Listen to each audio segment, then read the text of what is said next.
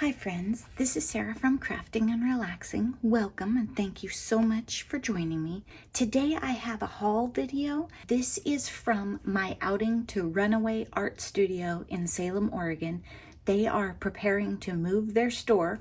They'll still be in Salem, they'll just be in South Salem. So those of you who are in our area know that in about 2 weeks they'll be opening up at their new place. Maybe a little longer. They just need to get packed up and moved, and you don't want to be trying to function and clean up at 2 stores. Noni and Andrea and I went, and I had a couple of things in mind.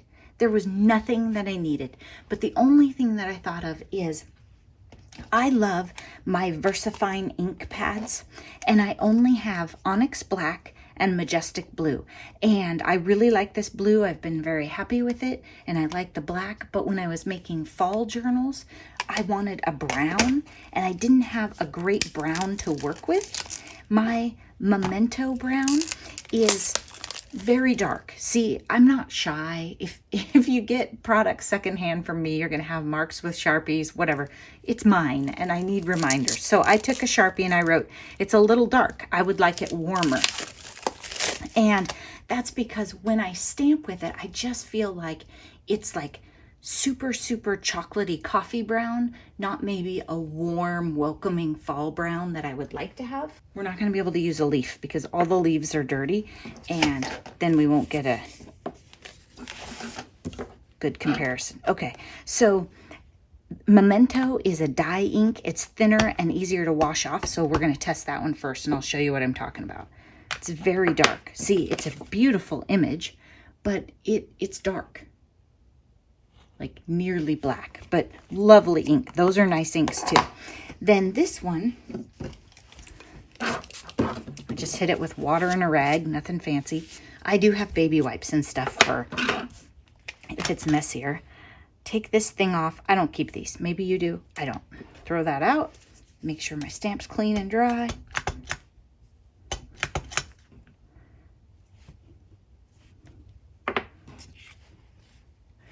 It's a little bit browner. See, little crisper image, but I also think I might like the color better.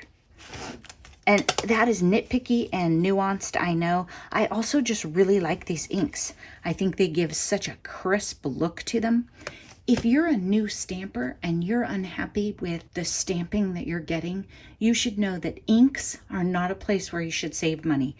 If you can only buy 2 inks, fine. Just buy 2 good ones. Don't buy 10 on clearance in brands you've never heard of or pick them up at weird stores. I don't have a lot of ink pads. I'm not one of those people who has all the colors of a brand or a bunch of different brands, but I'm really careful about what brands I buy.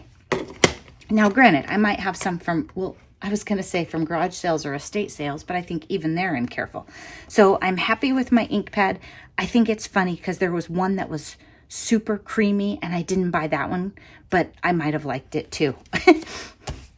And I bought a punch for $1 that turns out is almost exactly the same as a punch that I have. Like, look, it's ridiculous. That was the punch I already have. It's like a tiny, tiny bit smaller. So not really great for layering. It was $1. It was an experiment. Then I got Stickles Glitter Gel. I think this is probably a lot like the Bow Bunny gels that I've purchased. My expectation is that it will dry clear and it will show these gold stars and the glitter in it. And I'm going to use it on an art journal page pretty soon, and I think it'll be fun. I think it would also be nice on embellishments. And that was, I think, 40% off, but I mean, when Noni said it had stars in it, I knew it had to go home with me. Then Noni found this die, and it says joy. And if you've been watching my channel for a while, you know that joy is my word for 2020. And I just love this and thought it would be great for Christmas cards, journals, whatever. Can't have too much joy, right? I do have a joy die, but it's different than that. This is Blue Fern Studios. It's a newer company to me. I know they make paper. This stamp is made in the US, so I'm in. And they were on sale. This stamp was $3.75. This will be gorgeous for backgrounds, journal pages, whatever. But I also just wanted to take this opportunity to mention this brand and to like use their products on my channel and let you see them, and we can see how we like their stamps. The paper is really pretty. They make gorgeous paper. I don't know that I have any, but it's really pretty. I've seen it. I didn't need any paper. If you watch my channel, you know I didn't need any paper. But doesn't mean I didn't buy any. Okay, so first, here's what happened. I saw Winnie the Pooh papers. Now, mind you, all the 12 by 12 paper was half off today. It was all half off because they're trying not to move all this paper, right? So really, I was doing them a favor. So this is a Pooh and Piglet paper, and it says, "Every day is beautiful in its own way." And I was thinking maybe a journal cover like this, either a really tall journal or maybe trim it off and move it down, or trim it off and relayer it here. I don't know. And then the back of these is blank. I thought if I was going to make a Pooh journal, I would need some more paper. So I have a Pooh and Tigger paper and a Pooh and Piglet paper. I am a huge Winnie the Pooh fan. I used to collect Winnie the Pooh. Let me go on record saying I don't anymore. It got out of hand. And when I adopted Pooh Bear, people thought that I named her, but she came with that name.